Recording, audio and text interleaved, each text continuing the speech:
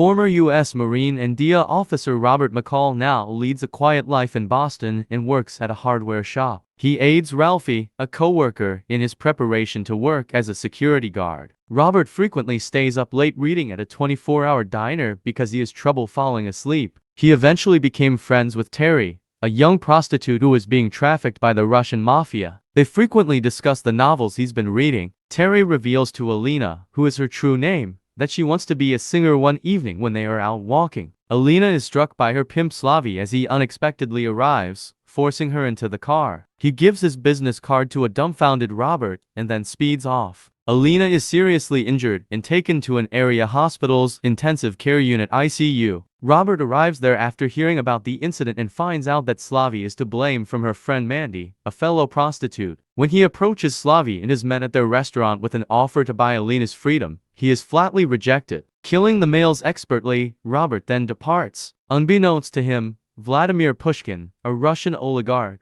was the leader of a much larger syndicate that Slavy and his men were a part of. Pushkin's enforcer Teddy Renson comes in Boston to look into the assault. He canvasses competing gangs in the area with the help of Boston PD officers working for Pushkin, almost killing Irish mob lieutenant Little John Looney to make a point. In addition to hitting a shooter with a hammer when he robs the hardware store and steals a co-worker's mother's heirloom ring, Robert proceeds to take vigilante punishment on the criminals he encounters. He blackmails to dishonest police officers into returning money obtained through racketeering to Ralphie's mother. Teddy kills Mandy after discovering that she lied about her friendship with Alina and withheld information concerning Robert. He visits Robert at his flat while pretending to be a police detective, but Robert is not duped. Before leaving, Teddy flashes an image of Mandy who has been strangled as a warning. Teddy and his mercenary crew attempt to kidnap Robert twice without success. Robert travels to see Susan and Brian Plummer, a colleague at the DEA. Robert was believed to have passed away in a bombing incident for a very long time. He requests Susan's assistance in locating Teddy. She tells him about the Pushkin operation and reveals that Teddy is actually Nikolai Yachenko, a former Spetsnaz agent who is now a member of the Russian secret police. She also discloses that Nikolai killed two Boston Police Department detectives, one of whom,